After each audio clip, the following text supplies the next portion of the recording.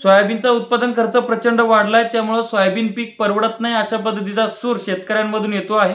दुसरीकडे सरकारच्या धोरणामुळे 6,000 रुपये असलेला सोयाबीनचा भाव हा 4,500 म्हणजे 4,400 रुपयांवर आला आणि आता जेव्हा हमी भाव 4,400 रुपये असतात तेव्हा तुमचं सोयाबीन 35-3600 पासून घ्यायला सुरुवात व्यापारी करत असतात। त्यामुळे आता हे पीक परवडत नाही अशा पद्धतीचं बोलत असताना एकीकडे उत्पादन खर्च का वाढला आणि काही उत्पादन खर्च आपल्याला टाळता येऊ शकला असता किंवा टाळता येऊ शकतो यावरच मी आज भाष्य करणार आहे। त्याकरता व्हिडिओ शेवटपर्यंत बघा। नमस्कार, मी ज्ञानेश्वर खरात पाटील। मी आता ऑब्झर्व करतोय, बरेचसे प्लॉट बघतोय, सध्या लोकांचं तेच चालू आहे, एक तर सट्टे देणं चालू आहे। सट्टे देणं म्हणजे काय की एखाद्या टीमला आपलं सोयाबीन हार्वेस्टिंग करण्यासाठी देणं, कापणी करण्यासाठी देणं आणि त्यासाठी जवळपास जेव्हा पोळा होतो त्या पोळा झाल्यापासूनच मग शेतकरी त्या तयारीमध्ये असतात। आता एक प्रामुख्याने एक गोष्ट माझ्या लक्षामध्ये आलेली आहे की या वर्षीचा कापणीचा 1 एकराचा खर्च हा 3,500 रुपये इतका आहे आणि ज्यांची फुटायला लागली, ज्यांना लेबर भेटलं नाही, तर मग ते लोक 4,000 सुद्धा त्या ठिकाणी मोजतात। आता मागच्या वर्षीचा जो खर्च होता तो 2800 ते 3300च्या दरम्यान एकरी खर्च होता कापणीचा, सोयाबीन कापणीचा। यावर्षी तो 3500 झालेला आहे। म्हणजे कोणी मग थ्रेशिंगचा असो, हार्वेस्टिंगचा असो, तुमचा कशाचा असो, तो खर्च जशा पद्धतीनं महागाई वाढत चालली त्या पद्धतीने तो खर्च वाढत चाललाय। परंतु सोयाबीन सारख्या पिकाचा 6,000 वरनं भाव हा 4400 हमी भाव आणला सरकारनं। हे किती दुटप्पी कारस्थान आहे शेतकऱ्यांसोबत, हा विषय वेगळा झाला। परंतु आता आपण हे करत असताना आपल्याला आपला काही उत्पादन खर्च आपण कमी करू शकतो, परंतु मोठ्या शेतकऱ्यामुळे छोटा शेतकरी सुद्धा त्या ठिकाणी लूट स्वतःची करून घेतोय असं माझं मत आहे।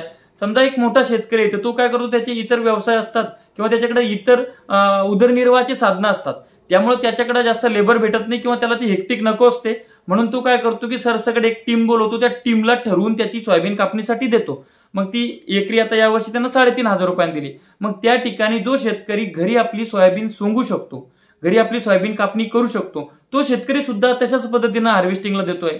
त्याच्यामुळे काय होतंय, आपण एकीकडे शेती हा व्यवसाय म्हणतो, व्यवसाय म्हणजे तुमची 24 तासाची नोकरी आणि 24 तासाची नोकरी म्हणजे काय, तुम्ही 24 तास तुम्ही त्या ठिकाणी काम करणं गरजेचं असतं। परंतु तुम्ही त्या ठिकाणी जर काम करणार नसाल आणि दुसरीकडे तुम्हाला अर्निंग सोर्स जर नसेल तर मग आमदनी अटनी खर्च रुपया होणार आहे। त्यामुळे सोयाबीनचा उत्पादन खर्च हा 2800 रुपये येतोय आणि सोयाबीनचं उत्पादन झाल्यानंतर त्याला भाव 4400 रुपये भेटतोय। म्हणजे जवळपास आम्ही 1200-1300 रुपयानं तोट्यामध्ये प्रत्येक क्विंटलच्या उत्पादनामागे चाललेलो आहे। त्यामुळे आता आमचं गाव असेल किंवा आमच्या आजूबाजूचा बराचसा जो एरिया आहे त्या शेतकऱ्यांनी काय केलं, ज्या शेतकऱ्यांकडे 4-4, 5-5, 6-6 एकर जमीन आहेत अशा शेतकऱ्यांनी काय केलं की असे 5-6 शेतकरी कुटुंब एकत्र आले। त्या एकत्र आलेल्या कुटुंबांनी मग साईड, आपण ज्याला म्हणतो साईड करणं, म्हणजेच काय की एकमेकांची मी तुमच्या शेतात येतो मग तुम्ही माझ्या शेतात यायचं, अशा पद्धतीनं ते पद्धत वापरून जो 3,500 रुपयाचा एकरी कापणीचा खर्च होता तो त्या लोकांनी वाचवलेला आहे। मला या व्हिडिओतून हे सांगायचं की ज्यांना शक्य आहे ते सर्व शेतकरी अशा पद्धतीचं करून आपला उत्पादन खर्च त्या ठिकाणी कमी करू शकतात।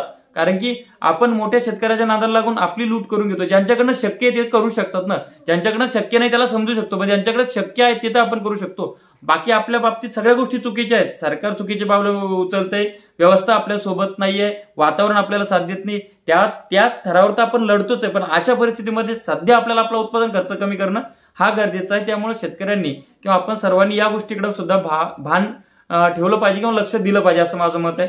तुमचं काय मत आहे, तुम्ही अशा पद्धतीने करता का ते कमेंट्स मध्ये सांगा। त्याचबरोबर इतर शेतकऱ्यांना सुद्धा हा व्हिडिओ शेअर करा। अशाच नवीन व्हिडिओसाठी आपलं चॅनल सबस्क्राईब करा, साईडला बेल आयकॉन दाबा। फेसबुकच्या पेजला बघत असाल तर त्या ठिकाणी सुद्धा आपलं पेज फॉलो करा। धन्यवाद।